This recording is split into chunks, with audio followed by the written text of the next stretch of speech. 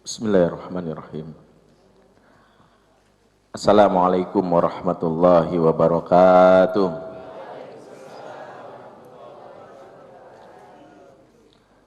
Innal hamdalillah nahmadu wa nasta'inu wa nastaghfiruh wa na'udzubillahi min syururi anfusina wa min sayyiati a'malina. May yahdihillahu fala mudhillalah wa may yudlilhu fala hadiyalah. Asyhadu an la ilaha illallah wahdahu la syarikalah wa asyhadu anna Muhammadan abduhu wa rasuluhu la nabiyya ba'dah. La haula wala quwata illa billah, amma ba'd. Fayawil ikhwatul kiram rahimakumullah. Alhamdulillah di pagi hari ini yang penuh barokah kita bisa mengisi dengan kegiatan aktivitas yang mulia dan berharap kita mendapatkan barokah sesuai dengan doa Rasulullah kepada umatnya yang menghidupkan waktu fajar. Alhamdulillah setelah mungkin semalam kita mendapatkan banyak sekali siraman rohani, mungkin sampai banjir kali ya, disiram terus, sehingga ini mudah-mudahan menjadi sesuatu yang senantiasa kita jaga, karena iman ini pada dasarnya persis seperti wangi tubuh. Mandinya hari ini segar, tapi nggak mandi lagi 3 bulan lagi, pastinya bau. Itulah kenapa orang yang rutin mengikuti kajian iman sesungguhnya itu adalah orang yang rajin mandi. Makanya setelah ini mandi lagi, karena setelah ini mungkin semangat luar biasa, tapi mandinya 3 bulan lagi. Itulah kenapa iman membusuk, iman rusak, banyak yang tidak sadar. Ya, imannya nggak pernah dimandikan.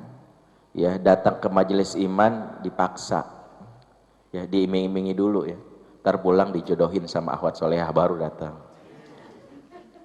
ntar pulang dikasih uang 5 juta semangat ya, ntar ada ustadznya itu kayak artis sinetron semangat ya. Jadi semua motivasinya lain gitu. Itulah kenapa orang-orang yang mau ngaji dipaksa, disuruh, berat. Imannya tidak tertata dengan baik, ya, tidak tergarap dengan baik. Ya, antum yang hadir di sini insyaallah ada orang yang istimewakan iman, insyaallah iman selalu mekar mewangi sepanjang hari insyaallah. Saudara-saudaraku yang rahmati Allah, kita mensyukuri iman yang kita miliki karena inilah salah satu asas yang membuat seorang itu menjadi tinggi derajatnya di hadapan Allah, menjadi manusia unggul. Itulah kenapa iman ini adalah yang membuat manusia itu menjadi pribadi yang sempurna, pribadi yang memiliki nilai yang berharga di hadapan Allah, bukan hanya di hadapan Allah tapi juga di hadapan manusia. Atas imanlah membuat para sahabat yang dahulu mungkin biasa-biasa saja, dengan iman yang tercelup di dalamnya sifat Allah, maka mereka menjadi pribadi bintang di zamannya. Ya, makanya Allah katakan wala tahinu wala tahzanu wa antumul a'launa in kuntum mu'minin. Jangan merasa gusar ya, jangan galau, jangan sedih, sungguhnya kalian tinggi jika kalian mukmin. Maka keimanan pada dasarnya adalah meninggikan derajat kita, membuat iman ini menjadikan kita menjadi pribadi yang unggul di hadapan yang lain, menjadi pribadi yang sempurna, pribadi yang menjadi bintang, pribadi yang dipandang luar biasa.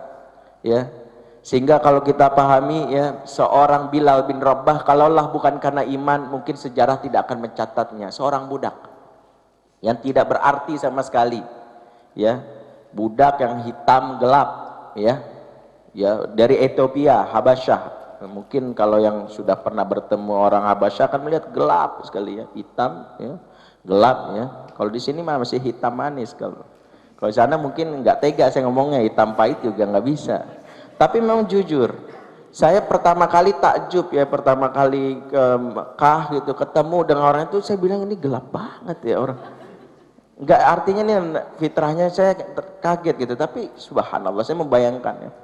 Ya, untunglah di sana nggak ada pemadaman listrik, jadinya mereka tetap kelihatan. Ya, giginya putih kalau nyengir, alhamdulillah, subhanallah senyum. Yang ingin saya katakan adalah mereka mungkin gak akan dipandang, ya, orang akan mengatakan, cuy siapa kamu?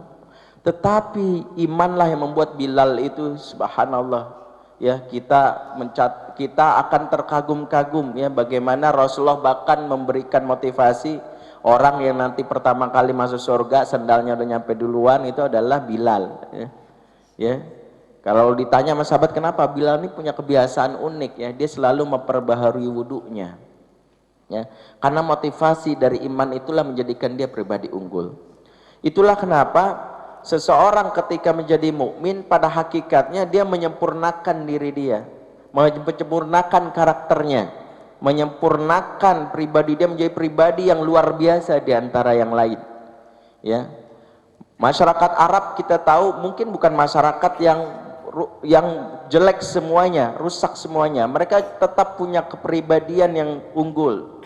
Ya, maka Syekh Syafi'i Rahman Al-Mubarakfuri dalam kitabnya sirah, kitab sirahnya Rahiqul Maktum bahkan mengatakan bangsa Arab itu memang memiliki beberapa keunggulan, tetapi mereka karena tidak ada iman ada beberapa yang tidak sempurna. Itulah kenapa Rasulullah dalam sebuah hadisnya mengatakan innama bu'itsu liutammima makarimal, menyempurnakan. Yang rusak-rusak, yang bolong-bolong ditambal, karakter yang kurang itu dilengkapi. Bangsa Arab yang terkenal keras, ya, malas senyum, sampai keluar hadisnya, ya, tabassumuka fi wajhika shadaqah, disuruh untuk senyum karena mungkin mereka keras tegas tapi mereka tidak simpatik, ya. Itulah kenapa pribadi yang sesuai dengan Islam menjadi pribadi yang unggul luar biasa, ya. Di luar keunggulan mereka beberapa kelemahan-kelemahan itu yang akhirnya disempurnakan dengan Islam. Karena bangsa Arab, bangsa yang mungkin mereka dikenal berani, tegas, tapi mereka tidak jelas dari sisi menghargai syariat Allah, begitu mudah mengacak-acak hukum Allah, pernikahan yang tidak jelas dari mana nasabnya, karena mereka menikah dengan berbagai macam model, ya. Ada yang disebut dengan nikah istibdha, ya, itu nikah titip benih. Jadi seorang yang pengen punya anak generasi unggul, maka si suaminya merasa tahu diri, ya, saya ini orang yang nggak punya bibit unggul, maka disuruh istrinya tidur sama si fulan. Dia bilang tidur sama si fulan, nanti kalau hamil saya yang klaim nasabnya ke saya, ya. Kebetulan fulan ini misalnya adalah orang yang sangat unggul, ya. Maka seperti itu nikah istibdha. Ada nikah badal, tukeran. Nih istri saya 2 tahun, ya, boleh nggak tukar tambah gitu, maka jadi perempuan nggak ada artinya. Bagaimana perempuan tidak berharga di masa seperti itu? Pernikahan seenaknya saja. Setelah ada nikah disebut dengan al-baghaya, di mana perempuan boleh menerima semua laki-laki yang menidurinya. Ya, kalau di masyarakat Quraisy itu perempuan itu untuk supaya ditidurin, mau diterima ditidurin, biasanya dipasang di depan rumahnya bendera kuning, ya, atau ada riwayat mengatakan bendera merah, itu artinya available, silahkan mampir, kan gitu. Makanya banyak yang datang ke sana sekadar untuk meniduri perempuan ini. Ketika dia hamil, catatan absen kehadiran tadi dipanggil, laki-laki pernah meniduri dia. Semua yang tiduran ini, saya hamil. Nah, seenaknya dia nunjuk, saya mau kamu. Nah, itulah jadi suaminya. Jadi nitip benih duluan, nggak jelas nasabnya. Ada lagi yang lebih beradab lagi, lebih dalam tanda kutip adalah lebih santun daripada yang pertama, sama ditidurin, yang namanya al-baghaya. Yang pertama tadi sebut righat. Al-baghaya lebih ilmiah. Jadi setelah dia hamil, dia minta salah seorang ahli masalah genetikal untuk menentukan siapa yang paling mirip anak saya dengan yang pernah meniduri saya. Ya, jadi setelah anaknya lahir dicek, ini kayaknya kulitnya mirip sama ini nih, tapi kok hidungnya kayak mirip sama ini, dicari gitu, ya. Jadi dicari gene gitu, mirip gitu, ya. Itu namanya, yang nama ahlinya namanya al-Qahifah. Al-Qahifah itu di bangsa Arab itu ahli pembaca genetikal lewat kemiripan tubuh. Jadi lihat nih kayaknya itu. Jadi orang Arab tuh canggih-canggih untuk ilmu kayak ginian, ya. Makanya waktu Zaid bin Haritsah itu dicurigai sebagai anak bukan anak kandung dari bapaknya Harisah, itu Rasulullah kan karena dia nabi, dia pengen bagaimana menetralisir. Orang kan mencibir karena Zaid hitam, bapaknya putih. Orang udah ngomong kasak kusuk, jangan-jangan bapaknya ya malam-malam. Nah gitu. Rasulullah bilang, Rasulullah tahu enggak? Akhirnya pas si Zaid lagi tidur sama bapaknya diselimutin. Lewatlah ahli genetikal ini, Akhoifah nggak sengaja lihat, ini kayak bapak sama anak ya. Tahu dari mana? Ini tapak kakinya mirip. Aduh, akhirnya Rasulullah panggil semua warga, nih saksi ahli udah bicara gitu. Sepakat semuanya, oh ya berarti dia anak, gitu, anak bapak kandung. Dulu kayak gitu. Ya. Nah, bangsa Arab seperti itu, ya, mereka tidak menghargai perempuan, ya. Mereka di satu sisi maaf menampilkan sosok pribadi yang pemberani, tetapi mereka tidak menghargai wanita. Wanita dihinakan, ya.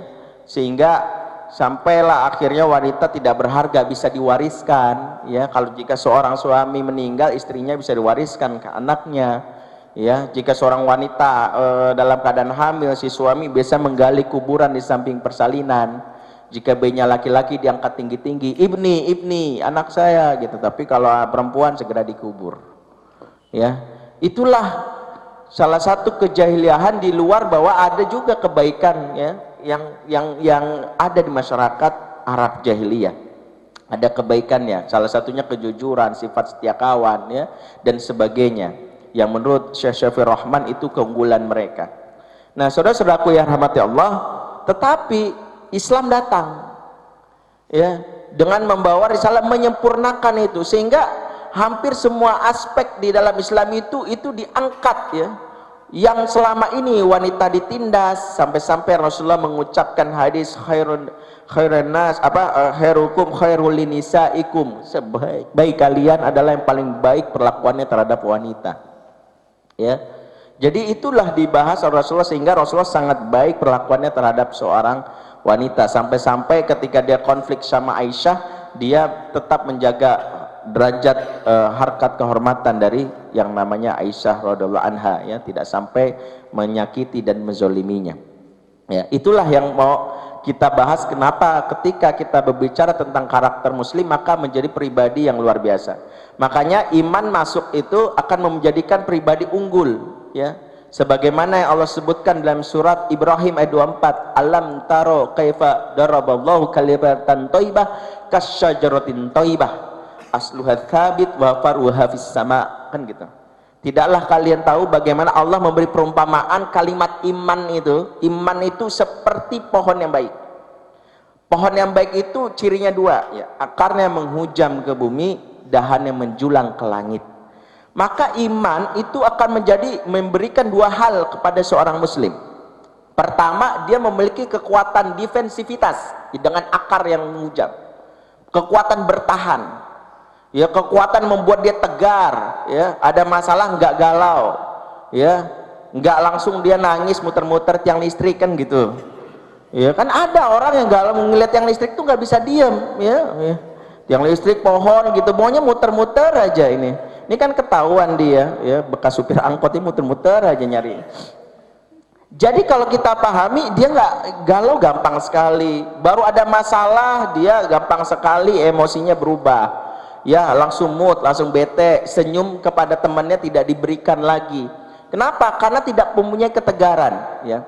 Makanya Islam menjadikan iman itu menjadikan seorang itu tegar. Yang kedua, wafaruha fis sama, dahannya menjulang sampai ke langit. Artinya seorang muslim kalau dia terkena dengan iman yang benar, punya iman yang benar, dia menjadi produktif, ya, menjadi tinggi dan menjulang ke langit. Makanya amalnya banyak, ya.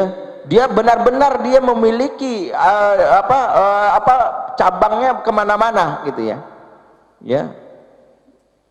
Bukan berarti cabang ini maksudnya kemana-mana, bisnis boleh tapi rumah tangga jangan, ya, gitu, ya. Rumah tangga jangan buka cabang, ya, ya. Aku udah panik aja, kan gitu. Jadi kalau kita pahami begitu, dia memiliki yang namanya akar tapi dahannya luar biasa. Maka pribadi yang terkena iman, yang imannya kuat, ya, imannya masuk ke dalam diri dia, maka menjadi pribadi yang unggul karena punya kemampuan bertahan, ya. Makanya ada orang yang misalnya dia mungkin amanahnya banyak, dahannya menjulang ke langit, banyak sekali cabang-cabangnya, tetapi akarnya kosong, ya gampang sekali. Nah itu kan banyak kita dapati, makanya ada cobaan sedikit dia langsung tumbang, ya makanya dahannya seperti beringin, akarnya akar toge. Banyak orang seperti ini, makanya dia kelihatan sekali bagaimana dia sibuk produktif, tetapi gampang dipengaruhi, ya gampang disuap, gampang disogok, karena tidak punya prinsip, tidak punya ketegasan untuk mengatakan tidak sesuatu yang bertentangan dengan prinsipnya. Hatta dia mungkin seorang ustadz atau seorang ulama sekalipun, ya itu tandanya bahwa imannya belum betul-betul masuk ke dalam jiwa dia, sehingga dia mungkin kelihatan banyak amanah tapi kok gampang sekali goyang, ya pribadi yang disebut Rasulullah sebagai ima'ah, ya pribadi yang gampang sekali mencela-mencela, ya la takunu ima'ah taqulun in ahsanan nasu ihsanna wa in zalamu zalamna. Jangan kamu jadi generasi ima'ah, ya yang orang kalian mengatakan jika orang baik ikut-ikut baik, jika orang buruk ikut-ikutan buruk. Nah inilah generasi yang dia tidak punya pendirian. Kenapa? Dia mungkin aktif, sibuk, tetapi tidak punya ketegasan, dikarenakan akarnya itu akar toge, ya, dahannya beringin, akarnya akar toge. Ada juga pribadi yang dia akarnya akar beringin, tapi dahannya nggak tumbuh sama sekali, dia hanya mikirin diri dia aja, ya prestasi dia adalah hanya kepada Allah Subhanahu Wa Taala, ya tetangga kelaparan dicuekin, tidak ada kontribusinya untuk masjid, tidak ada kontribusinya untuk peradaban Islam ini, diserahi amanah enggak, ya saya ngurus diri saya aja, yang penting saya bisa ke surga. Nah pribadi seperti ini juga bukan pribadi yang sempurna, ya dia hanya ngurusin akarnya, dia kemana-mana, dia kuat banget gitu, tapi dia nggak punya namanya dahan menjulang, sehingga tidak terasa kelihatan buahnya dan sebagainya. Nah makanya iman ketika masuk ke dalam jiwa seseorang menjadi pribadi yang unggul, karena tadi dia produktif tetapi dia juga tegar, kekuatan defensivitasnya bagus, kekuatan agresivitasnya juga kuat, ya. Nah inilah yang dialami oleh para sahabat, inilah yang dimiliki oleh sahabat, ya dibina langsung oleh Rasulullah Sallallahu Alaihi Wasallam. Maka wajar kalau Rasulullah mengatakan khairun nas qarni, sebaik-baik umat manusia adalah zamanku, tsumma yalunahum, kemudian masa setelahnya, kemudian masa setelahnya. Kenapa? Karena memang iman itu sudah merasuk ke dalam jiwa mereka, ya. Bagaimana Allah tercelup jiwa, sibgah Allah masuk ke dalam jiwa mereka. Sibghatullah wa man ahsanu minallahi sibgha wa nahnu lahu abidun. Mereka benar-benar tercelup dengan celupan Allah, sehingga benar-benar menjadi pribadi yang unggul di masyarakat. Nah, ketika kita membahas karakter mukmin, inilah sebenarnya bagaimana kita benar-benar menjadi pribadi yang unggul. Pribadi yang dia bukan hanya mikirin diri dia, tapi juga bagaimana pribadi yang memiliki karakteristik juga untuk masyarakat, yang memiliki sifat-sifat yang utama. Sifat-sifat inilah yang kalau kita pahami itu dijabarkan, kalau Hasan al-Banna itu sampai 10 muwasafat, 10 sifat, ya. Ya penjabarannya kurang lebih adalah orang yang memiliki kualitas pribadi yang baik kepada Allah, tapi juga baik terhadap manusia. Hablum minallahnya oke, hablum minannasnya oke, ya. Kalau Ibrahim alaihissalam cukup membuat pribadi yang unggul itu menjadi 4, yaitu ada dalam surat Ibrahim ayat 35, 36, 37, ya. Beliau membahas bahwa pribadi keturunannya itu didoakan menjadi 4 karakteristik, dan inilah yang mudah-mudahan kita miliki. Yang pertama beliau katakan dalam doanya, Robbi ja'al hadza balada amina wajnubni wa baniya an na'budal asnam. Robbi inna hunna adlana katsiran minan nas faman tabi'ani fa innahu minni wa man asani fa innaka ghafurur rahim. Pertama dia berdoa untuk anak keturunannya, ya Rabb jadikanlah negeri tempat tinggalku negeri yang aman dan nyaman, dan jauhkanlah diriku dan keturunanku dari penyembahan terhadap berhala. Apa maknanya? Bahwa salah satu fokus utama pribadi unggul adalah tidak menyembah selain Allah, tidak memiliki ketaatan selain Allah, tidak ada berhala-berhala lain. Benar-benar dia tidak memiliki yang namanya ilah-ilah di luar Allah. Makanya pribadi unggul adalah pribadi yang selamat akidahnya, ya. Pribadi yang dia bagaimana keyakinan kepada Allah itu terbukti bukan hanya di sesaat, tetapi juga ketika diuji dia benar-benar nyata. Makanya dalam Al-Quran disebutkan innamal mu'minuna alladzina amanu billahi wa rasuli tsumma lam yartabu. Ya. Orang-orang yang beriman kepada Allah Rasulnya kemudian gak ragu-ragu. Artinya apa? Dia gak ragu, ya. Kalau dalam situasi nyaman mungkin kita berpikir yakin rezeki Allah pasti turun, ya. Kebetulan memang kerja di perusahaan yang jelas bahwa ada tunjangannya, ya, kerja di BI, merasa yakin. Tiba-tiba kaget ketika dia dipecat gitu. Nah ini goyang, benar nggak ya rezeki Allah? Nah itu makanya orang beriman tidak lagi summalam mertabu. Di umur 20 tahun masih berpikir jodoh di tangan Allah gitu ya. Bisa jodoh di tangan Allah. Pas 25 belum ada yang datang, jodoh di tangan siapa ya? Ini kayaknya CV-nya di tangan Ustadz gitu. Bingung, dia mikir aja mikir. Ini kalau nggak go publik nggak bisa. Mulailah ya dulunya Facebooknya atau Twitternya nggak ada avatar dia, mulai tampilin. Tentu dengan gaya yang terbaik ya. Jerawatnya sebelah kiri, pipi kanannya disodorin, cus kan gitu. Ini kan menutupi, ini kan kepalsuan. Dia hanya menutupi pipi kiri yang jelas-jelas jerawatnya banyak, pipi kanan. Dia tahu diri kok pipi kanan muncul dari bawah kan gitu ya.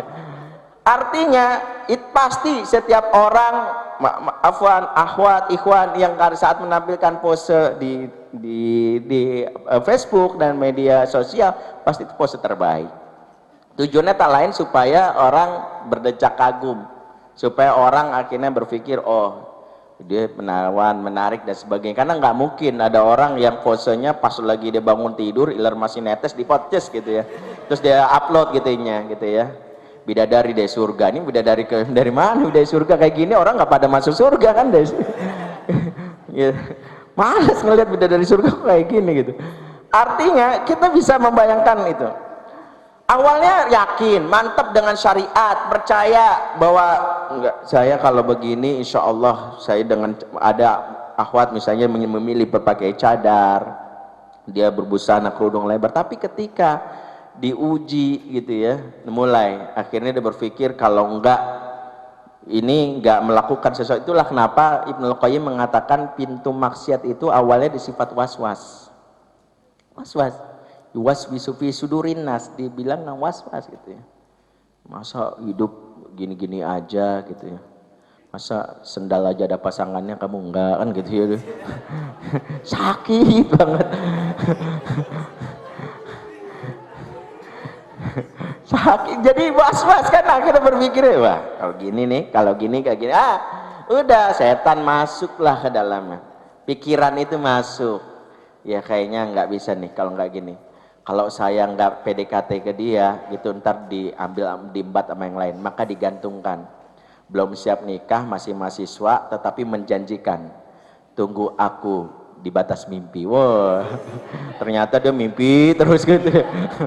Jadi orang yang kayak gini jujur aja dia nggak bisa, dia nggak tahu prediksi masa depan, nggak berani mengungkapkan, tetapi dia nggak menerima konsekuensinya. Berani mengungkapkan tapi nggak berani untuk benar-benar nikah, akhirnya digantung.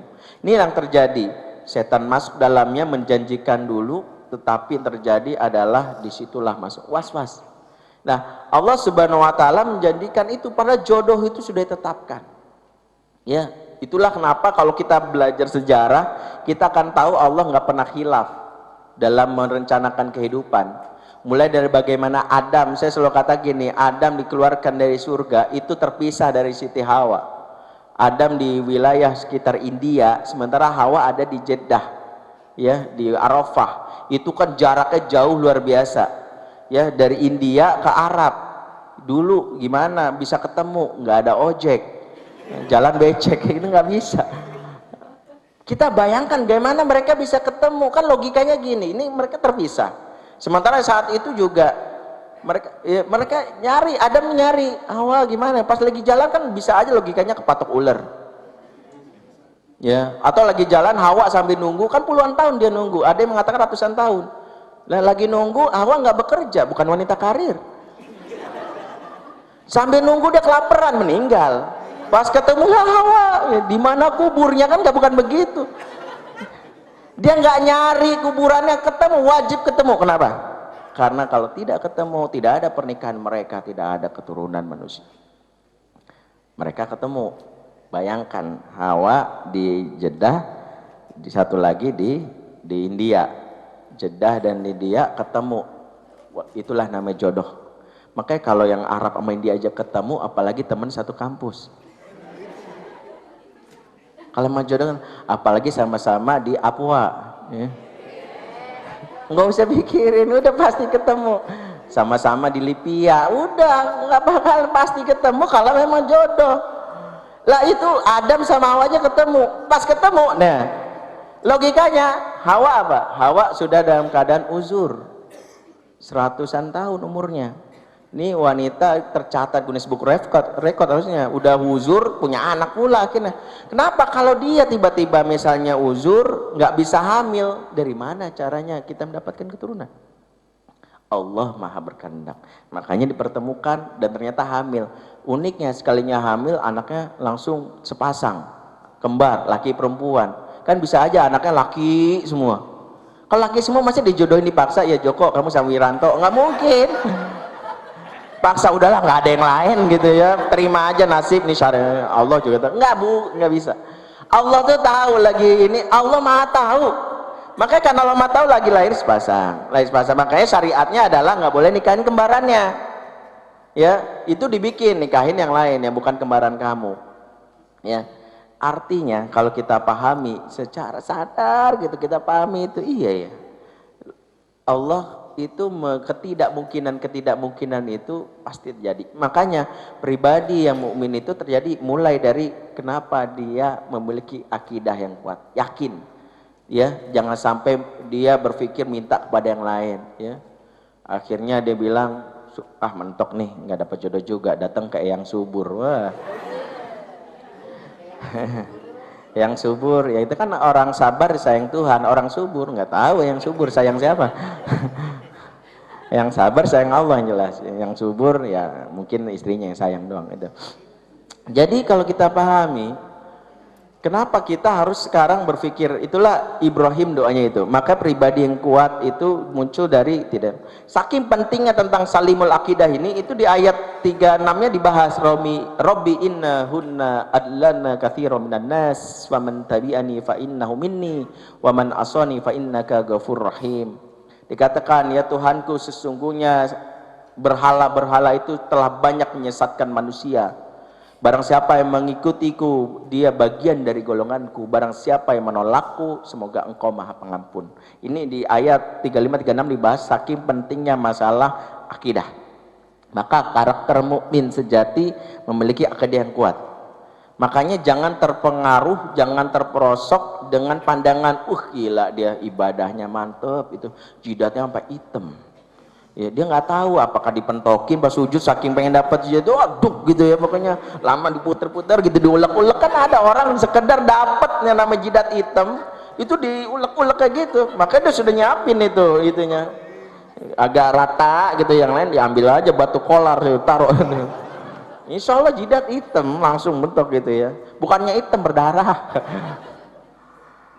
Jadi orang kayak gini pertama bukan sekedar itu saja, tetapi akidahnya. Akidah itu nanti nampaknya emang nggak kelihatan, tapi akidah yang benar itu nampak dari penampilan. Pertama, orangnya tenang, itminan, tenang dalam kehidupan. Ya dia nggak berpikir, orangnya itu nggak kemudian, tenang banget, nyaman. Ketika ada masalah dia masih tetap bisa tersenyum. Tapi senyumnya benar. Kalau senyum sendirian itu masalah banget gitu. Itu berarti dia bermasalah. Maksudnya senyum, dia masih bisa berbuat baik sama orang lain. Makanya tenang. Kedua, dia berani. Ya, syaja'ah, dia punya sifat berani. Ya, dia berani. Ya udah, kenapa dia nggak usah takut ya. Jadi kalau masih ada yang lewat jalan malam gitu ya, masih berpikir, perhatiin ada yang putih-putih kan gitu ya. Ya pokoknya putih hati-hati gitu ya. Nah makanya ini juga bagian dari tes keimanan. Berikutnya adalah tafaul optimis. Maka kalau kalimat-kalimatnya selalu yang negatif itu, orang beriman yang akidah benar itu kalimat selalu optimis, insya Allah bisa, yakin. Ya saya mungkin orang melihatnya bahwa saya nggak bisa, tapi saya yakin Allah bersama saya. Jadi itulah kalimat optimis. Jadi kalau nanti cari pasangan, ya, siapa yang belum dapat jodoh? Ya, mau diaminkan ya, amin ya. Ya tuh cepet tuh aminan. Kelamaan jomblo jadi aminnya kenceng, amin gitu. Nggak apa-apa. Itu yang aminnya itu insya Allah ya langsung. Yang malaikat turun bagi-bagi langsung tuh mengaminkan ya. Makanya cepet gitu ya. Siapa yang dapat jodoh? Ya, kelamaan malaikat udah pergi kan gitu ya. Jangan lama-lama gitu. Yang pertama itu yang dapat. Kata Rasul kan gitu, siapa yang ada 70.000 dari golonganku yang dapat syafaat, tunjuk tangan. Aku ya Rasulullah, kamu dapat. Yang lain saya Rasul, belakangan kamu telat. Jadi selalu yang pertama itu yang dapat. Makanya kalau ditanya siapa yang mau dapat jodoh, tuh ya malaikat masih pergi kan, ya enak. Jadi kita harus pahami itu tadi konsepnya adalah akidah ya, orangnya optimis ya, cari pasangan yang senang bersyukur ya. Makanya kenapa kalau nggak syukur kufur ya, makanya tesnya kalau ta'aruf gitu ya, ikhwan untuk ngetesnya ukhti afan ana siap sih nikah tapi tabungan cuma ada 25.000 gitu. Kalau ada akhwat yang jawab nggak apa-apa akhi, alhamdulillah. Wah, itu pertama gitu. Tapi ukti rumah listrik 3 bulan belum kebayar nih di rumah. Kalau ada yang masih menjawab alhamdulillah gitu, itu langsung mantap. Tapi ukti ini saya pulang nggak ada ongkos, belum minjam nggak, nah baru istighfar itu ya, astagfirullah. Ini lu mau nikah apa mau nagih kredit? Nah ini jangan kalau kayak gini. Masih pengen yang kayak gini jangan. Syukur tuh benar gitu. Kalau yang ketiga itu syukurin aja gitu. Benar syukur gitu, tapi jangan gitu-gitu. Tapi benar, saya selalu katakan kalau ada akhwat yang selalu optimis dengan dengan keadaannya atau pasangan kayak gitu, insya Allah menandakan akidah kuat. Maka akidah itu ternampak dari perilaku itu ya, nampak dari, makanya para sahabat itu mereka nggak pernah merasa khawatir ya. Mereka dalam kondisi di boykot kan, kita tahu ya, masa munqata'ah itu hampir setahun itu mereka nggak dapat makan. Mereka kan Abu Jahal membuat rekayasa politik ya, membuat bagaimana sebuah surat perjanjian depan dinding Ka'bah mengatakan beberapa suku beberapa parpol lah kira-kira bersekutu untuk mengatakan bahwa menolak kelompoknya Muhammad. Tidak ada transaksi ekonomi dan sebagainya. Maka ada yang para sahabat mau datang jual beli barang di pasar dinaikkan 1.000 kali lipat, 1.000.000 kali lipat, sehingga mereka nggak bisa beli ya. Harga bawang berapa? 5 juta sekilo. Ya Allah, ini mereka udah mikirnya pulang bingung mau makan apa, sampai ada sahabat yang kerja minum aja demi supaya perutnya terisi ya, daripada masuk angin minum aja sampai akhirnya beser pipis. Nah benar, waktu dia pipis mohon maaf nggak sengaja air kencing itu kena bekas kulit kambing itu, yang beberapa bulan itu habis dipotong, makanya dibersihin, bekas kulit kambing nih lumayan gitu, habis dibersihin dari najis, dibakar, dimakan, cukup untuk mengganjal perut 3 hari. Itu sahabat-sahabat gitu mereka, tapi mereka nggak ada yang berpikir lama banget nih kapan itu, enggak, mereka tetap bersama Rasul. Sampai ada sahabat bernama Utsman bin Maz'un yang mereka beda sendiri. Kalau Utsman itu, kalau sahabat yang lain di boykot, dia khusus dia enggak, karena dia kerabat dekatnya Walid bin Mughirah. Walid bin Mughirah itu punya kerabat dekat yaitu Utsman. Nah dia bilang, karena dia tokoh masyarakat, dia bilang khusus untuk Utsman tidak saya boykot, kalian harus memperlakukan dia dengan baik. Makanya Utsman belanja ke pasar boleh, kemana-mana dihormati, tapi dia naluri imannya bener. Kok saya enak-enakan gini, Rasulullah di boykot, saya kok biasa aja. Nah ini iman tuh membuat orang tuh menjadi solider. Orang berpikirnya kalau kayak gini bagaimana saya mendapatkan surganya Allah. Makanya nyadar diri gitu. Makanya baru dia bilang sama Walid, Walid saya nggak butuh perwalian dari kamu, tolong cabut lagi di hadapan masyarakat, saya ingin bersama Rasulullah Sallallahu Alaihi Wasallam. Makanya dicabut perwaliannya, diumumkan, Walid marah. Makanya pada saat dia lagi jalan ke pasar, ada majelis syair, ada seorang penyair mengatakan kalimat jahil, dia bantah kalimatnya, penyairnya marah, disuruh masyarakat gebukin dia. Dia nggak melawan sampai matanya pecah. Terus setelah itu mendatangi Rasulullah SAW, Rasulullah tersenyum, kenapa kamu justru balik, saya ingin bersamamu ya Rasulullah. Maka ditutup matanya yang pecah tadi, tiba-tiba pulih kembali normal. Sampai dia takjub, dalam hadisnya sebutkan, saya lupa mata mana yang tadi pecah. Ya makanya hadisnya nggak sebutin mata kanan atau kiri, ya entah mata kaki kita nggak tahu. Yang jelas nggak mungkin juga, tapi mata kanan atau kiri dia lupa sebelah mana itu. Itu menunjukkan bahwa bagaimana saking dia merasa gembiranya. Ya, maka iman itu membuat kita percaya. Ya, akidah yang benar itu membuat kita nggak ragu. Yaitu karakter mukmin itu akhirnya selalu optimis, dia merasa. Yang kedua, karakter mukmin sesuai dengan surat Ibrahim tadi adalah di ayat 37-nya, Rabbana ini askantu min dzurriyyati biwadin ghairi dzar'in inda batikal muharram Rabbana liyaqimus shalah.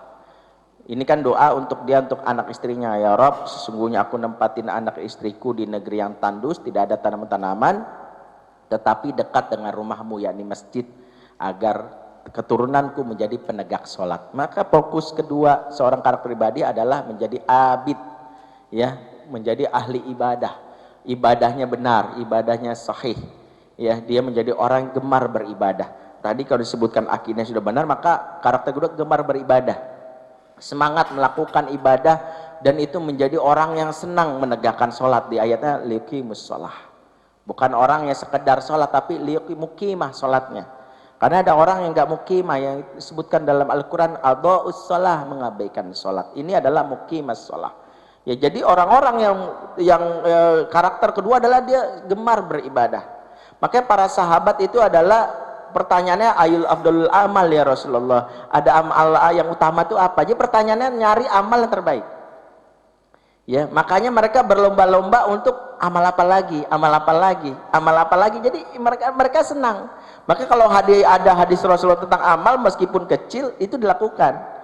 Ya, meniru Rasulullah, ya, ketika Rasulullah mencium batu Hajar Aswad, terus Umar menciumnya dengan mengatakan ini karena meniru saja, pengen dapat barokahnya. Jadi nggak ada manfaatnya ini batu, tetapi saya ingin mendapatkan keutamaannya. Ya, sampai Ibnu Umar itu pernah naik kuda, naik onta itu, dan dia saat melewati sebuah tempat itu kepalanya tundukin gini aja terus jalan. Besok dia jalan nunduk lagi gini. Terus sampai sahabat nanya, ente kenapa kalau sini jalan nunduk terus? Kata Ibnu Umar, dulu waktu Rasulullah masih hidup, ada pohon di pinggir jalan, dahannya itu sampai menjuntai ke tanah. Karena Rasulullah khawatir kena dahan, maka nunduk gitu ya. Nah sekarang pohonnya udah ditebang. Kan logika gitu, bego amat orang gitu ya. Ibnu Umar nggak begitu. Tapi karena saya mau ngikutin Rasulullah dapat keberkahannya, saya nunduk aja gitu. Itu para sahabat saking bagaimana amal yang lain udah ditiru semua. Ya. Amal yang lain udah ditiru semua. Artinya ya karena yang lain ditiru, dia cari kira-kira mana yang belum. Itulah makanya jangan milah-milih ya, jangan pas giliran mau nikah lagi itu ditiru gitu ya. Gitu ya, sunnah mah gitu ya. Mama mencintai Rasul enggak? Hati-hati, tidak mencintai Rasul, jauh bersama Rasulullah ya. Wah, langsung ancaman jelas, kau mencintai Rasul izinkan papa menikah lagi. Ini sunnah Rasulullah SAW. Wallahi, woi, langsung. udah istrinya tunduk dan sebagainya. Udah. Pas sunnah yang lain, sholat kagak, puasa kagak, kawin ayo. Nah ini berat. Sunnah yang lain banyak, ya. Memuliakan perempuan untuk setia juga sunnah. Dengan satu istri itu sunnah, demi menjaga perasaannya. Kalau dengan sunnah itu bisa menyebabkan kita masuk surga, maka jangan cari-cari masalah dengan menikah buka cabang yang lain.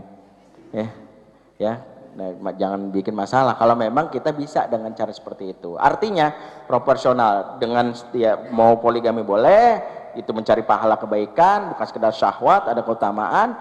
Tapi dengan satu istri pun bukan berarti kita tidak bisa masuk dalam surga Allah. Ya, ada sunnah jelas. Nah, para sahabat, jadi ibadahnya itu kalau kita pahami, mereka senang mencari keutamaan, beramal. Makanya pribadi karakter mukmin itu dia kalau ada perintah Rasul atau hadis yang berkenaan sahih, yang hadis sahih berkenaan dengan amalan, mereka nggak ragu. Ya, misalnya para sahabat itu disebutkan oleh Anas bin Malik suatu saat para sahabat mereka kehujanan. Pada kehujanan tiba-tiba lagi hujan, Rasulullah membuka kainnya terus dimainin tangannya hujan-hujanan gitu. Terus tanya, lah lima sunata hada Rasul, Anda ngapain ini gitu Rasul. Ya, kata Rasul main hujan, mandi hujan. Kenapa? Li'annahu hadithu ahdi bi rabbihi ta'ala. Sesungguhnya hujan ini baru saja datang dari Rabbnya, aku ingin mendapatkan keutamaan. Maka para sahabat yang lain langsung mandi hujan, gitu. Sampai Ali bin Abi Thalib yang botak itu rambutnya digini-gini, palanya digini-giniin gitu. Maka mandi hujan itu adalah mendapatkan berkah.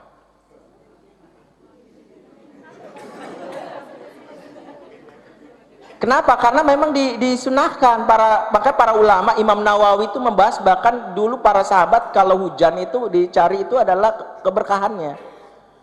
Makanya dalam surat Qaf ayat 9 itu disebutkan diturunkan hujan itu dengan mubarakan yursilis samaa mubarakan diturunkan air ya, ma'a minas samai mubarakan ya, air dari langit yang diberkahi. Makanya mandi hujan itu juga para sahabat baru dapat itu langsung. Mereka ingin buru-buru mengajarkan ya. Ketika para sahabat makan, tiba-tiba makannya sendiri-sendiri. Maka Rasulullah mengatakan, "Fajtami'u ala ta'amikum wadhkuru ismallahi yubarik alaikum." Ya, ayo makan bareng-bareng ya, dan sebut nama Allah, dengan demikian kalian mendapatkan berkah Allah. Bareng-bareng makannya. Jadi makannya bagi-bagi. Jadi makan bersama juga berkah. Nah, salah satu makan bersama itu adalah dengan cara mencicipi makanan dari lawannya bergantian. Kerupuknya enak nih ya, gitu. Asal jangan keterusan. Kerupuknya enak. Ayamnya juga, nasi juga. Gua makan apa gitu. Hati-hati deh orang ini ya. Kalau orang kayak gini tuh mencari dalilnya ini benar, hati-hati dengan orang penyayang ya. Kenapa? Ngeliat makanan sayang nih nggak dihabisin kan gitu. Aduh. Penyayang banget gitu ya, orang penyayang nih, sayang banget ya sama orang pengasih ya, kasihani dong, hati-hati. Nah ini orang yang seperti ini ya, artinya para sahabat tuh mencari keutamaan barokah. Kenapa? Mereka benar-benar semangat dalam ibadah. Jadi bukan yang wajib-wajib aja, yang nafilahnya mereka suka ya, makanya mereka sakau sholat ya. Sampai keluar mau sholat apa lagi? Keluarlah hukum sholat mutlak. Sholat mutlak itu adalah sholat nggak ada dalilnya, nggak ada niatnya, udah sholat aja, gitu ya. Itu ada orang mau sholat kok. Sholatnya kenapa nih? Kenapa nggak mau sholat aja gitu? Makanya saya Sabik membahas tentang masalah sholat mutlak. Ada sebagian ulama membenarkan, sebagian walaupun ada yang menolak. Sholat aja Allah, mau sholat, gitu ya. Karena pengen sholat, gitu. Jadi karena semangat ya. Ini yang mau kita ini, walaupun yang jelas hukumnya kalau ada larangannya jangan ya, karena semangat sholat lagi haid nggak boleh ya, semangat gitu ya, nggak bisa. Tetap yang damai hukumnya sholat adalah ala masyru'iyatihi ya, ada syariatnya yang membolehkan ya, yang memerintahkan gitu. Itu yang jelas. Yang ketiga adalah karakter mukmin yang dibuat oleh Ibrahim adalah waj'al afidatan minan nas tahwi ilaihim, dan jadikanlah hati manusia condong cenderung kepada mereka, pada keturunanku. Maksudnya apa? Anak keturunannya ingin menjadi pribadi yang simpatik. Orang tuh terpesona sama dia, kagum dengan dia. Pribadi yang simpatik tidak mungkin kalau dilakukan kecuali dengan akhlakul karimah. Maka salah satu karakter mukmin itu adalah pribadi yang dia kuat hubungan sosialnya. Ya, dia membuat orang lain nyaman duduk di dekat dia, membuat orang lain itu tidak merasa was-was. Karena ada orang kok was-was duduk dengan para ustadz. Kenapa? Baru duduk keluar ayat. Ustadz lagi ngerukyah kan gak enak ya. Baru duduk kalau Allah Ta'ala ya dirukyah kan nggak. Karena kadang-kadang maaf kita banyak ayat baru duduk seolah-olah ayat, padahal bisa jadi mereka butuh didengarkan. Jadi kan ada juga was-was nggak enak. Padahal pribadi simpatik itu tahu konteksnya menempatkan diri. Ya, ini orang lagi nggak butuh dinasehatin, butuh didengerin. Ini udah dia mau ngomong apa kita cuma bilang oh gitu ya, ya Allah. Oh gitu-gitu aja, dia senang. Nah karena dia lagi pengen keluar itunya. Ya, maka jangan jadi pribadi justru orang nggak nyaman.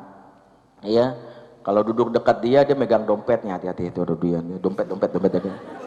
Makanya dalilnya jagalah hati dan jaga dompet, deket dia soalnya.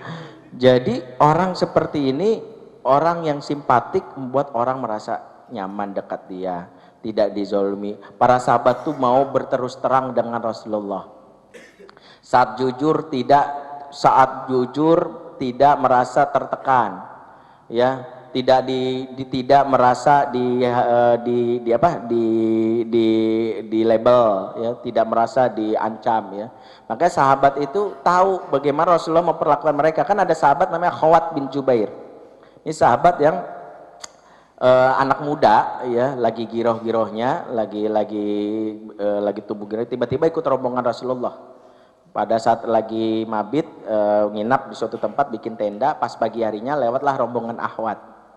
Ya, Khawat keluar, cari TP tebar pesona. Dia pakai bajunya paling bagus, pura-pura muter depan Akhwat. Yang mana gitu ya? Akhwatnya risih, ngapain sih? Enggak, nih ada yang hilang gitu ya. Ini modus kan gitu ya. Ya.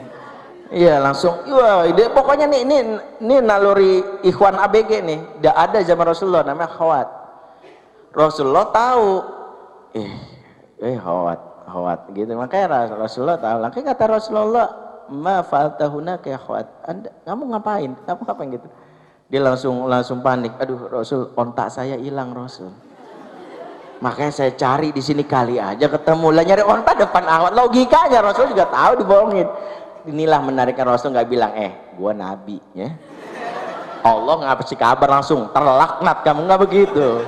Enggak, Rasulullah cuma bilang, ontanya hilang, ya udah cari ya sampai dapat. Makanya dia jalan, pas lagi naik onta mau ke Mekah ditanyain, Khawat, gimana kabarmu? Oke Rasul, ontanya udah ketemu belum?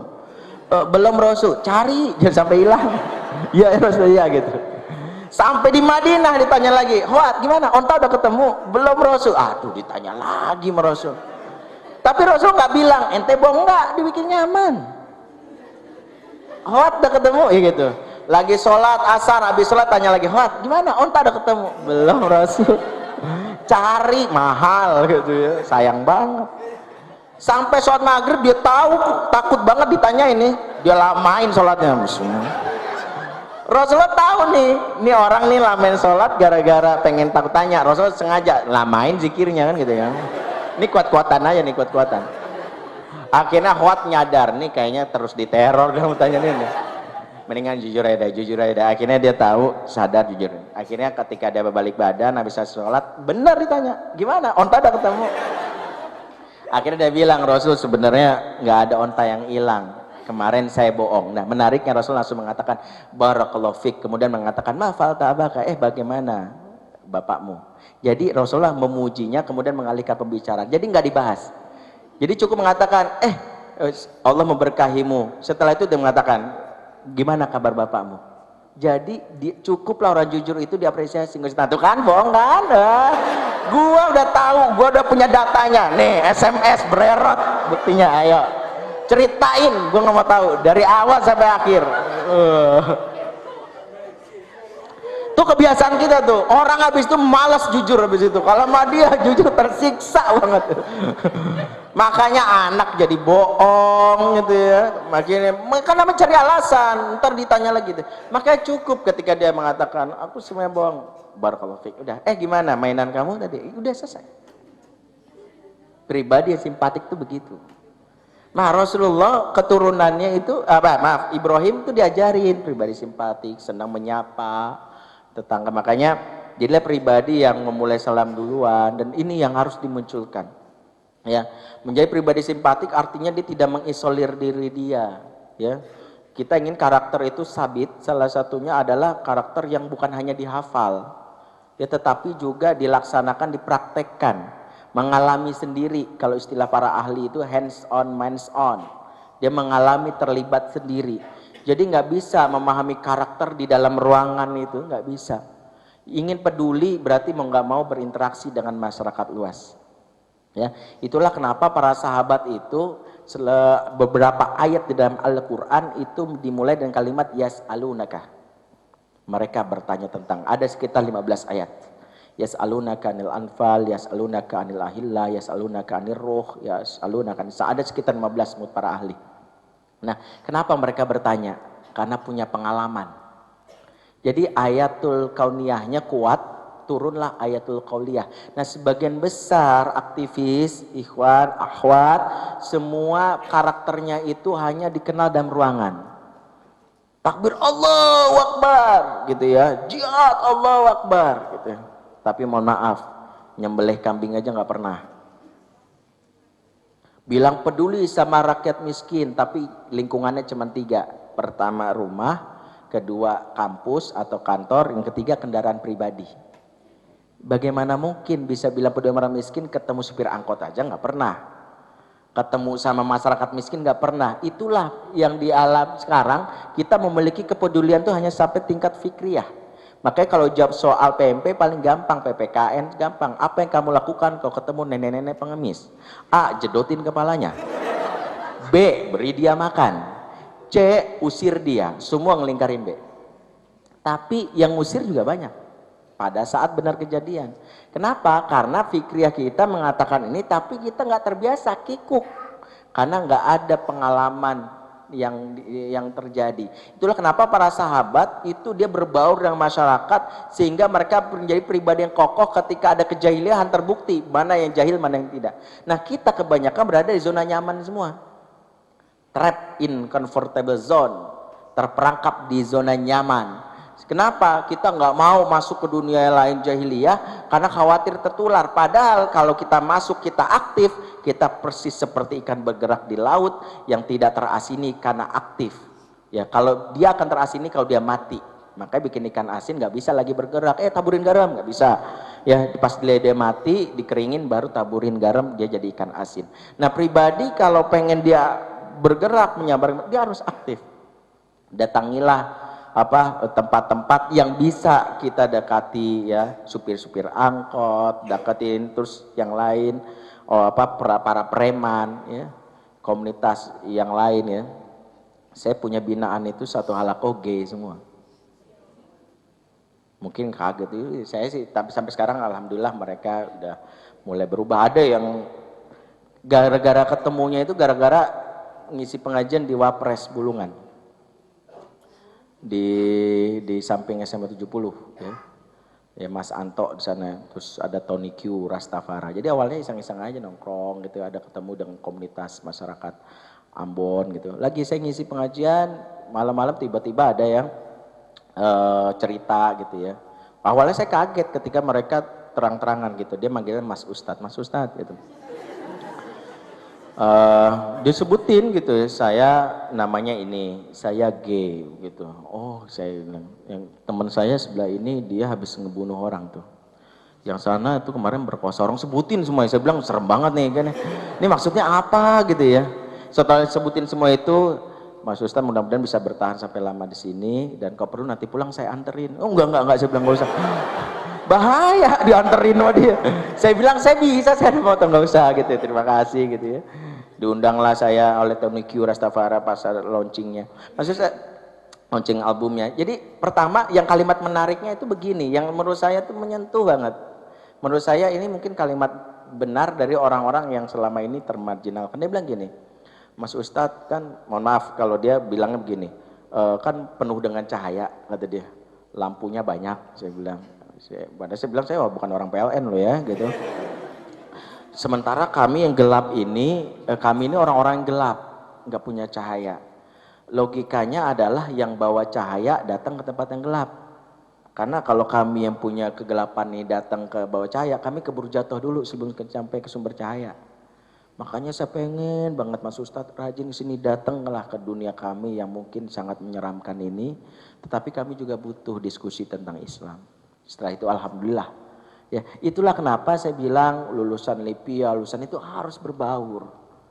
Ya, karakter itu tertanam di situ. Jadi kita bisa membedakan mana yang sebenarnya kita itu aslinya kita memang tergoda atau enggak dari situ. Para sahabat ketika berbaur itu jadi kenapa ketika ada kejahatan dia akan bilang tidak.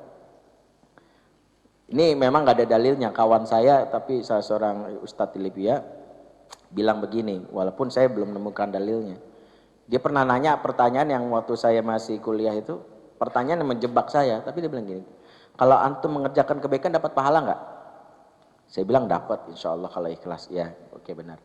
Kalau antum tidak mengerjakan keburukan, tidak bermaksiat, dapat pahala nggak? Hah? Ada yang dapat. Kalau dia kata dia belum tentu. Soalnya kayak di sini mengerjakan nggak mabok. Kenapa? Orang nggak ada birnya. Misalnya nggak nonton bokep di sini, orang nggak ada filmnya. Sekarang kalau sendiri, pas sendiri kan baru. Nah kenapa? Kita selalu berada di zona nyaman. Makanya kita nggak pernah dalam artian ya. Akhirnya belum teruji. Memang nggak pernah ketemu oma yang kayak gituan. Nanti baru pas ketemu sendirian, saat sendirian itulah baru ketahuan. Oh itulah iman yang kuat itu. Nah itu maka saya bilang, oh iya. Saya memahami dalam konteks bahwa walaupun saya cari dalilnya itu kalau dilihat bertentangan, tapi mungkin sebagai sebuah motivasi bahwa memang kita harus berbaur dalam pengertian, kita harus menguji keimanan, jangan mengisolir diri supaya apa? Supaya kita memberikan kemanfaatan kepada masyarakat. Makanya jangan terperangkap di zona nyaman. Ya, sekali-sekali misalnya pejuang subuh bikin ya, atau misalnya ada masjid sini atau mungkin majelis ini bikin mabit misalnya di pasar Blok M ya. Ya kan banyak tuh pedagang sayur sana ikut mabit juga ya, walaupun dia jualan sayur kan gitu. Ya, atau mana. Jadi artinya mungkin ada inovasi-inovasi yang kita mendatangi mereka. Jadi yang ketiga itu adalah menjadi pribadi yang simpatik. Yang keempat adalah warzuqhum minats tsamarati la'allahum yashkurun, dan berikanlah rezeki kepada mereka dari mengelola buah-buahan. Mengelola buah-buahan artinya Ibrahim ingin anaknya menjadi pribadi yang mandiri, ya, bukan menjadi pengekor, mandiri secara finansial, mengelola hasil bumi dan sebagainya. Secara tidak sadar ini bahasanya diajarkan jadi entrepreneur. Karena entrepreneur pada dasarnya itu adalah dia tidak teratur dari sisi, tidak di bawah kendali orang, tapi rezeki itu langsung datang kepada tangan dia. Itu lebih terhargai, ya. Makanya kalau nabi itu nggak ada yang jadi pegawai. Kenapa? Kalau enggak susah ditolak sama bosnya. Lu ngaku-ngaku jadi nabi. Ya, makanya kalau nabi jadi pegawai repot. Ya, dia ngikutin izin dulu. Bos, kenapa? Mau berdakwah ya. Boleh enggak cuti dulu 2 hari? Oh, maaf nggak bisa Muhammad ya. Kamu cutinya udah habis bulan ini. Ya. Waduh tuh. Repot banget ya. Maka bercita-cita meskipun mengabdi masyarakat lewat jalur itu, tapi punya jiwa merdeka dengan mengambil rezeki dengan cara mandiri dan sebagainya. Nah ini pribadi yang seperti inilah pribadi yang tangguh, karakter mukmin, yang 4 hal inilah doanya Ibrahim kepada keturunannya. Makanya keturunannya salah satunya Rasulullah SAW itu adalah keturunan dari Ibrahim ya, dan itu ditularkan kepada kita generasi pengikutnya Rasulullah SAW. Jadi itu yang harus kita munculkan, ya. Makanya karakter ini kita raih dengan cara apa? Caranya tadi bahwa nggak sekedar kita di sini aktif, akal kita dipenuhi, karena karakter itu terbentuk melalui 3 proses. Yang pertama adalah fikriyahnya, yang kedua syu'uriyahnya, yang ketiga adalah fi'liyah, head, heart, hand. Ya, thinking, feeling, acting, ya. Jadi dia berpikir, merasa dan berbuat. Itu yang tadi sempat saya singgung bahwa kalau ingin benar-benar menjadi pribadi yang tangguh, bahwa kita harus menjadi pribadi yang memang merasakan, ya. Mau berjihad mulai dari yang sederhana, merasakan bagaimana berbuat maksiat, mau peduli merasakan, ya. Bersyukur atas karunia Allah dengan rizki dan sebagainya, datangi orang-orang miskin, ya. Berinteraksi dengan mereka, ya. Bagaimana kita bersyukur, ya, agar zona hidup kita tuh jangan terlalu nyaman. Sekali-sekali kita merasakan susahnya naik angkot, naik kereta aja di jam-jam padat, merasa bahwa itulah bagian dari cara kita mensyukuri hidup juga. Baru terasa lah. Makanya Hasan al-Banna, salah seorang muassis dakwah dari Mesir, itu sampai dia mencoba itu kereta ekonomi paling bawah, itu muassis dakwah. Ya, ketika ditanya, ya, kok antum kan habis dibilang pemimpin tertinggi jamaah Ikhwan, kok masih naik kereta ekonomi ini gitu. Kata dia, soalnya nggak ada yang lebih rendah lagi daripada ini. Kalau ada yang lebih rendah lagi saya naik. Kita membutuhkan pemimpin yang kayak gitu. Pemimpin yang kepeduliannya itu bukan hanya dalam ininya saja, tapi dia berbaur, nggak ada batasan. Jangan mentang-mentang ustadz terus dia malu ya, terus untuk berbaur naik angkot ya. Nah terus makan, kalau jangan mentang-mentang dia ustadz terus dipanggil bukan ustadz dia tersinggung. Biasa aja, mau dipanggil apa aja, asal jangan dipanggil KPK kan koruptor kalau itu. Ya. Mohon panggil biasa aja mau panggil. Saya sendiri nggak peduli mau orang manggil saya Ustadz, Abang, Ajo. Saya nggak peduli, bodoh amat. Orang saya berpikir sampaikan aja baik. Ya. Suatu saat ada yang jamaah saya ketemu saya di pinggir jalan, saya lagi makan bakso. Ya. Cara makan saya unik, katanya buru-buru gitu ya, karena panas kan gitu. Terus dia bilang, Ustadz kok makan bakso pinggir jalan? Emang Ustadz nggak boleh ya, ada hadisnya? Ya. Jangan makan Ustadz, jangan makan pinggir jalan, nggak boleh. Saya bingung juga gitu ya, saya suka-suka saya mau makan pinggir jalan, asal jangan tengah jalan yang ketabrak, saya bilang. Biar makanya ya biasa aja gitu, mau saya pinggir jalan apa ya suka-suka, saya suka ya, mau makan di restoran yang jelas kan makanannya ya asal jangan yang haram udah. Ya itu aja maksudnya, memang harus begitu, kita butuh pemimpin yang kayak gini ya. Ya kita butuh ustadz ulama juga yang sebenarnya kayak gini, yang kayak kata Rasulullah, sebagaimana juga ulama Yahya bin Aswad ya, Al-Aswad ya, yang setiap hari itu dia ulama yang kerjanya manggul beras di pasar. Ya, jadi manggul beras gitu, di manggul beras lewatin jalan-jalan gang itu ulama. Habis itu dia ini, setelah itu dia ngisi majelis taklim jamanya 5.000-an orang. Setelah itu dia ini lagi ya, Al-Aswad itu luar biasa. Ya, bagaimana dia udah nggak peduli lagi, dia ulama. Kita butuh sebenarnya yang mau berbaur. Kenapa? Inilah karakter yang sebenarnya pribadi simpati, nggak ada ininya.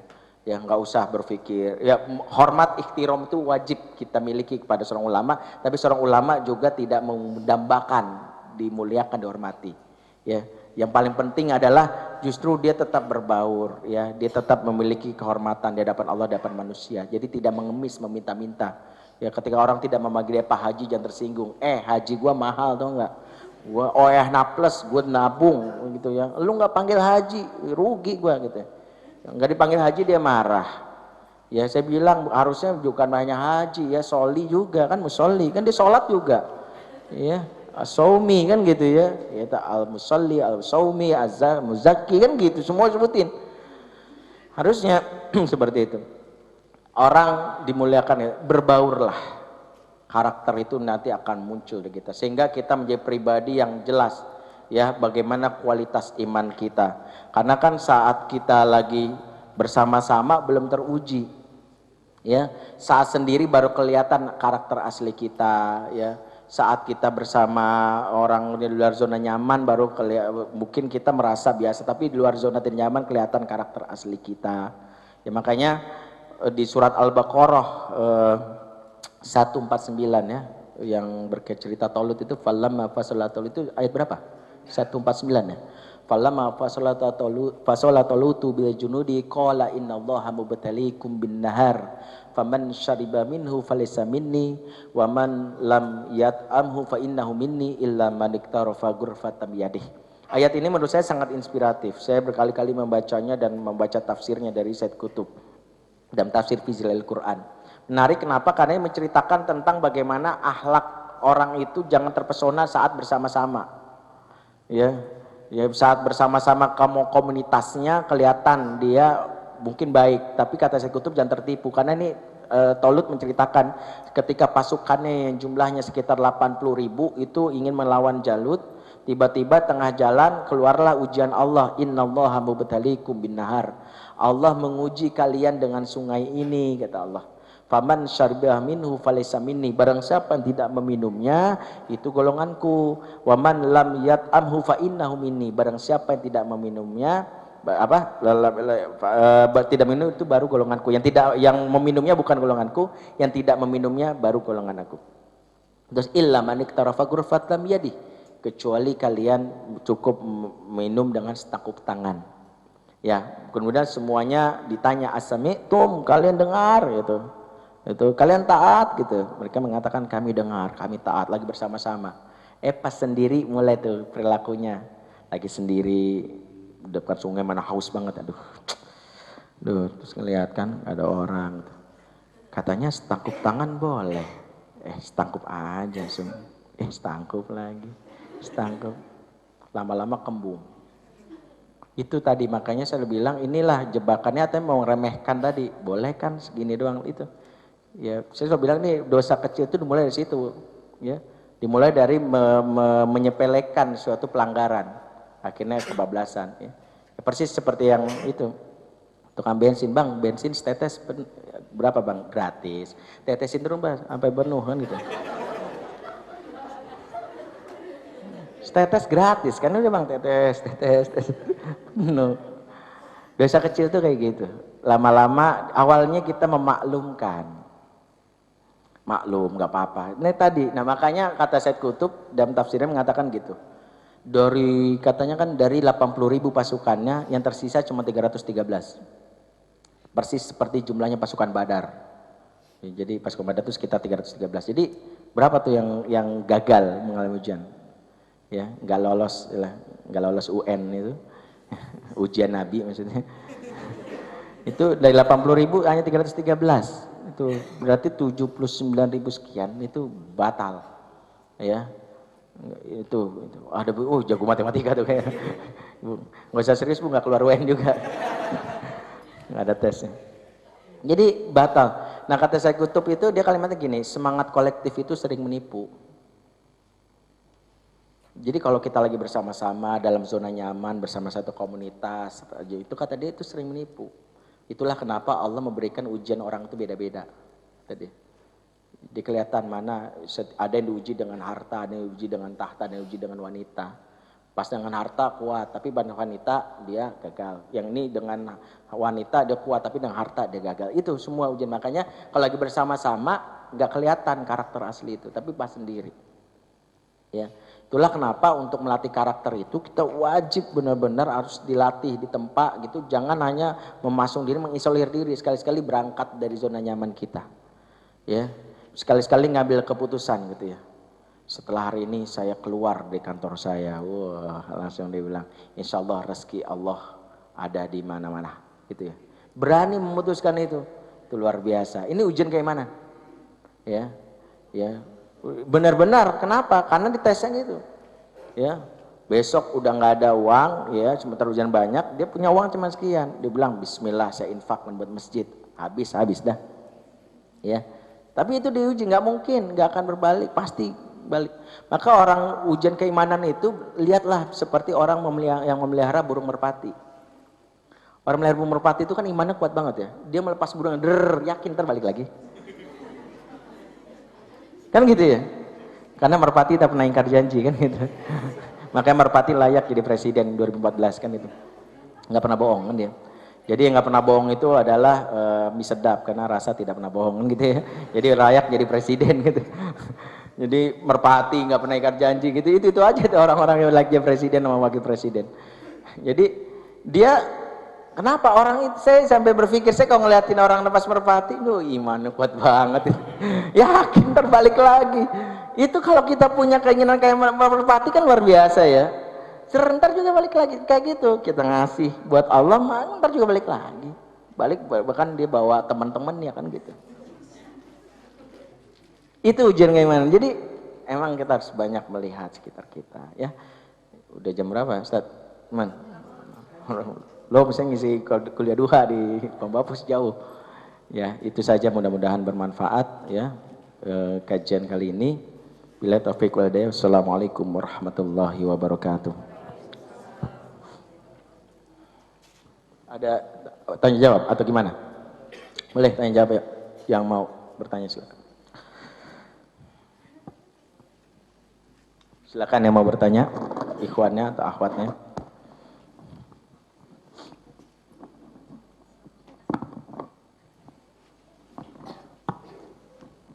Bismillahirrahmanirrahim. Assalamualaikum warahmatullahi wabarakatuh. Waalaikumsalam warahmatullahi wabarakatuh.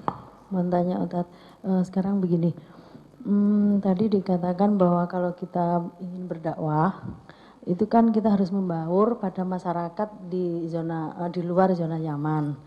Nah, sedangkan kita mengetahui ada suatu zona di mana kita melihat di situ itu, mohon maaf, tanda petik ada aliran yang agak-agak sesat gitulah. Nah, kemudian kita tahu dengan insya Allah dengan niat kita pengen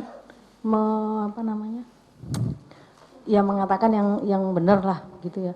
Tapi otomatis kan kita membaur. Tapi ketika kita membaur itu justru kita dianggapnya pro dengan mereka. Nah itu bagaimana mensiasatinya. Terima kasih. Assalamualaikum warahmatullahi wabarakatuh. Waalaikumsalam warahmatullahi wabarakatuh. Iya. Jadi memang dakwah itu kan filosofinya memang keluar zona nyaman itu benar. Karena saat perintah dakwah itu Allah menurunkan surat Al-Mudaththir.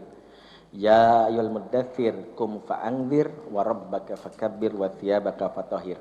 Saat ayat ini turun kan Rasulullah itu sedang berselimut di balik dekat Khadijah diselimuti. Maka ayat mengatakan wahai orang yang berselimut bangkit dan berikan seruan. Ayat ini sebenarnya sebuah pertanda bahwa yang namanya dakwah itu keluar dari zona nyaman. Jangan pakai selimut terus gitu maksudnya. Jangan maunya di yang nyaman itu cari yang memang tidak nyaman. Nah tadi yang Ibu sampaikan itu benar. Memang keluar dari zona nyaman. Cuman bagaimana ketika kita berinteraksi sama orang terus kita dianggap nanti pro. Pertama memang kita harus tegaskan posisi kita bergabung berbaur kalau intens itu dicurigai memang. Tapi kalau sesekali dan kita jelas, pertama gini, berbaurnya kita kalau kita ingin dianggap itu haruslah aktif. Sebagaimana tadi filosofinya ikan di laut, dia bergerak maka tidak terasini. Ya makanya kalau ada orang berbaur di lingkungan yang rusak tapi pasif, diam, benarkan, gak vokal, lama-lama dijadikan asin. Dia jadikan asin kenapa? Karena dia dianggap membenarkan. Makanya syarat pertama berbaur sama lingkungan rusak adalah vokal. Ya, ada salah seorang kawan saya mau jadi anggota dewan di DPRD, dia kan mau dicalonin nih, dia minta pertimbangan saya gitu, gimana menurut antum gimana gini, saya bilang cuman satu pesannya, antum tahu kan lingkungan iya gini, syaratnya cuma satu, ya pertama antum vokal, karena orang soleh gitu berada di lingkungan rusak tapi diem kalem gitu, itu nggak punya nyali, nggak ada taringnya, persis seperti pedang pakai sarung. Cuma gini nih, ada pedang nih, orang ngeliat pedangnya di rantainya gemboknya gue simpen kan gitu. Jadi orang nggak ngelihat itu sebagai keunggulan. Tapi kalau dia baru apa-apa, orang itu dihormati karena dia vokal tadi. Orang juga segen sama dia. Ya, makanya kalau di lingkungan rusak kalau kita dikenal vokal, cerewet, bawel dan tanda kutip itu urusan itu, maka kita akan dikenal. Oh kalau sama dia jangan macam-macam deh. Baru sedikit, misalnya ada kita lingkungan rusak kita bilang, kok sholatnya begini Pak? Emang ada di, nah kita kayak gitu aja, itu membuat kita vokal itu membuat orang, tapi kita tetap aja datang, ya, tetap aja datang terus masih bisa diisolir. Nah orang lain kan melihat bahwa kalau sama dia nih ya macam-macam. Nah berikutnya kalau memang kita khawatir berbaur, sering intens itu, makanya memang kita harus menunjukkan publikasi informasi kepada masyarakat bahwa yang kita lakukan itu adalah dalam rangka untuk mendahului. Makanya memang harus jelas batasannya. Pertama, jika dia sesat pada saat aktivitas ibadahnya tidak terlibat. Ya, kenapa? Karena sudah terlibat dan masyarakat bilang ini kan waktu sesi ibadah, jangan. Waktu sesi ibadah kita harus keluar. Kita mendatangi di luar waktu-waktu di mana dia beribadah itu lebih aman. Ya. Terakhir kalau memang ternyata kita ini menjadi fitnah masyarakat, maka kita mendingan berpikir ulang karena dampaknya malah justru tidak produktif di masyarakat ya. Lebih baik kita mencoba untuk mendakwah dari luar kalau memang dari dalam malah merusak. Dari dalam malah kita terusak terus malah dapat stigma negatif ya, dianggap malah membenarkan dan sebagainya. Kalau saya cenderung mendingan keluar, dari luar kita bisa perbaiki itu. Ya. Ulala misawat. Silakan. Silakan.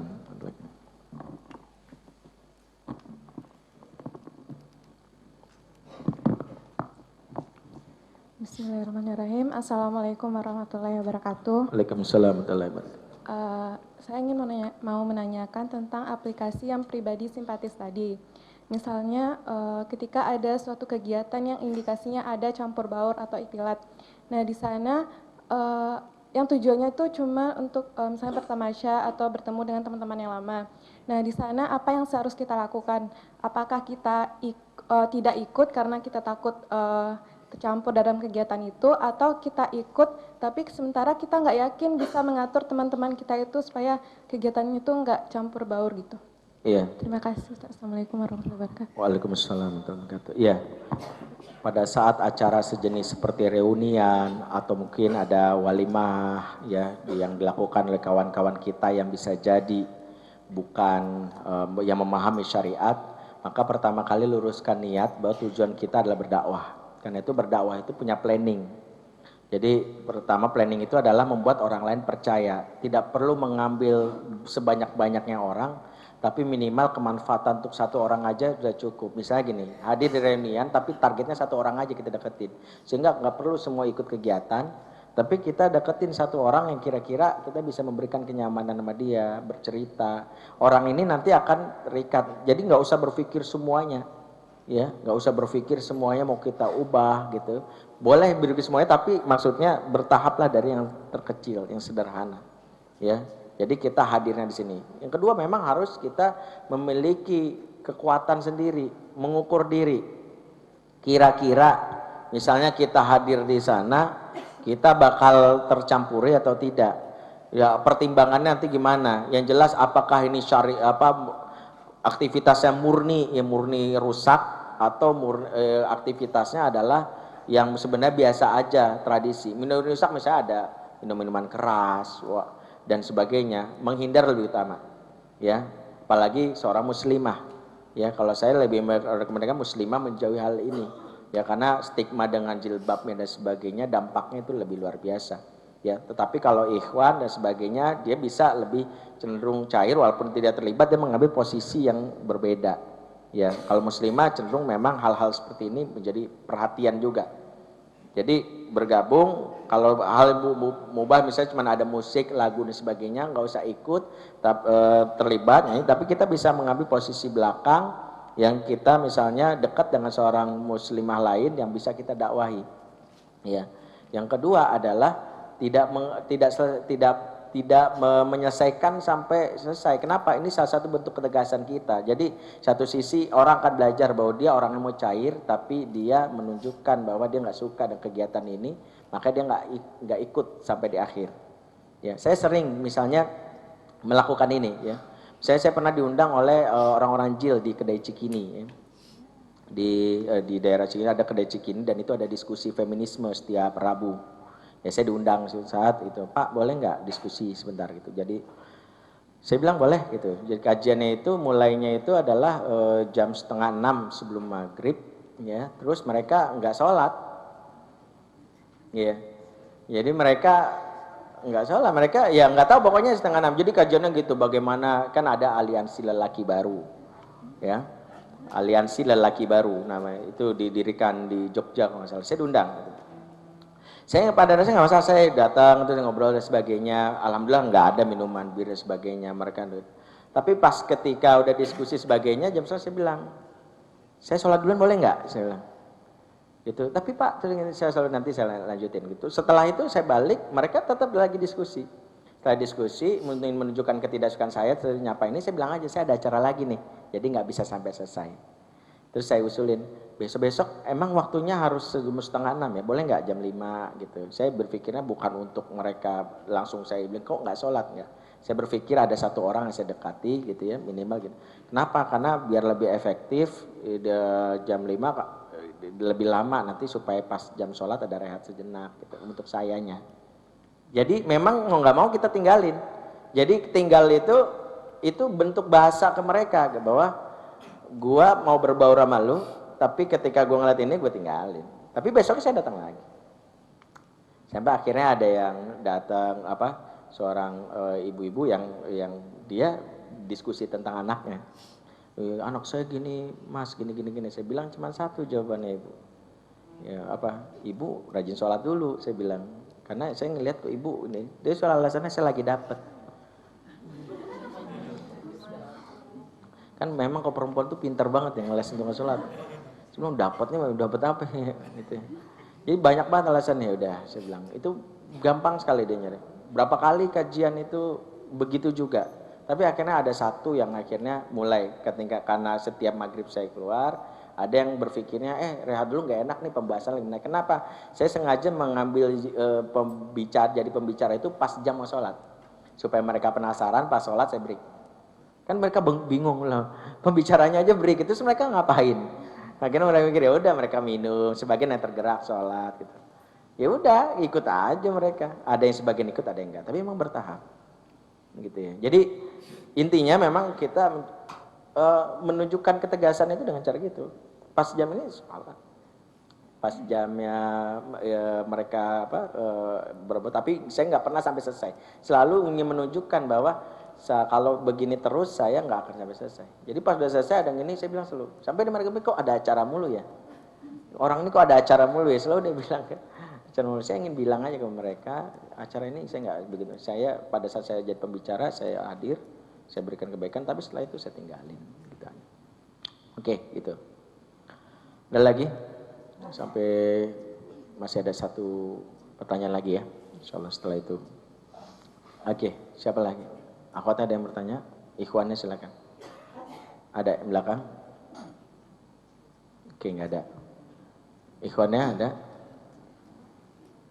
Khair, jika tidak ada, saya pikir nanti mudah-mudahan bisa memberikan